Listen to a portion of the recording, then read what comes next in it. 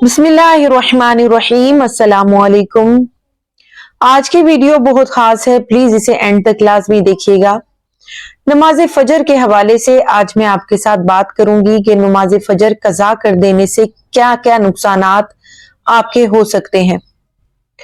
खुदारा अपने ईमान को जाया होने से बचाएं। वो लोग खूब गौर करें, तन्हाई में युक्सू होकर जरा अपने आमाल की खबर लें। अपने साथ खुद ही एहतसाब करें जो रमजानुल मुबारक गुजरते ही फजर की नमाज छोड़ बैठे हैं, जो अब दुनिया के कामों में तो खूब चुस्त एक्टिव रहते हैं, लेकिन सुस्ती और लापरवाही की वजह से अपने रब के हजूर फजर के वक्त सजदे में जाना बिल्कुल भी गवारा नहीं करते। ऐसे लोग खुद ही सोच लें कि क्या अल्लाह ताला इन्हें सिर्फ रमजानुल मुबारक में रिस्क दे रहा था कि रमजानुल मुबारक में तो नमाज फजर की पाबंदी जारी थी और अब नींद से जागने की बिल्कुल भी जहमत नहीं करते। क्यों? क्या अब रिस्क के दरवाजे बंद हो चुके हैं? क्या ऐसे लोग अपने ईमान जाया होने की फिक्र बिल्कुल भी नहीं करते?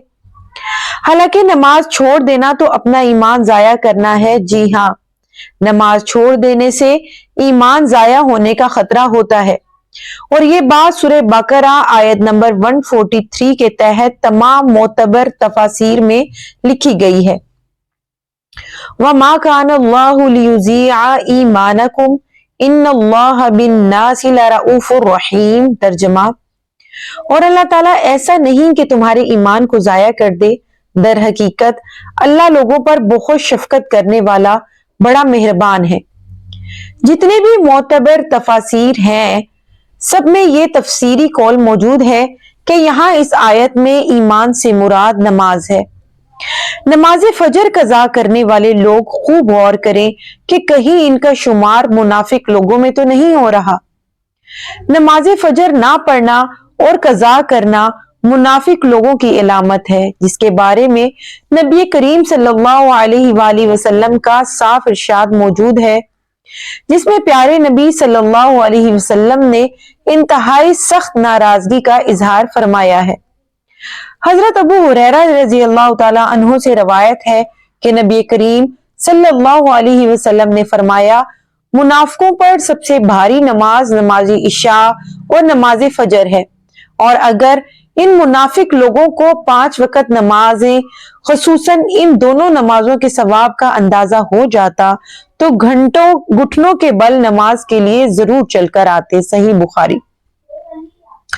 मुनाफिकीन का ये रवैया था कि वो लोगों को दिखाने और नामो नमूद के लिए अमाल किया करते थे, दिल से अल्लाह ताला का जिक्र बिल्कुल भी ना करते थे।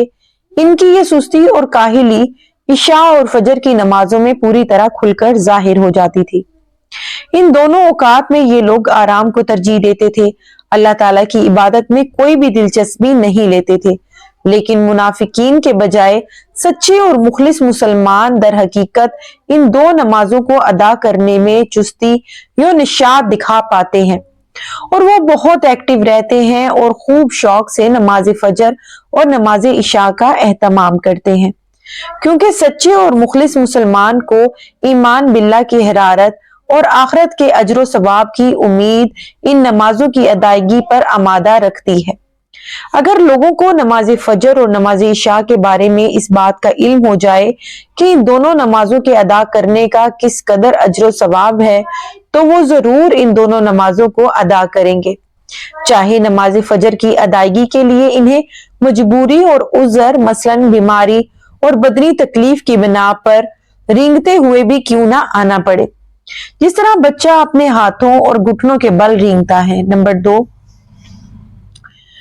मुनाफिक 2 किस्म के हैं। शरीयत की इस्तिलाह में इस शख्स को मुनाफिक कहा जाता है जो जाहिरी शक्ल सूरत में मुसलमान और अरकान इस्लाम का पाबंद हो, लेकिन दरपर्दा कुफरिया अकायद पर कायम हो या इस्लामी अकायद के बारे में शक शुबा में मुब्तला हो।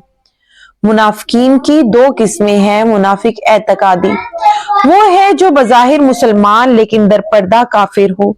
इनके कुफ्र में कोई शुबा नहीं। कुरान करीम में इन्हीं के नाशाइस्ता अमाल व अफ़आल का तज़किरा है।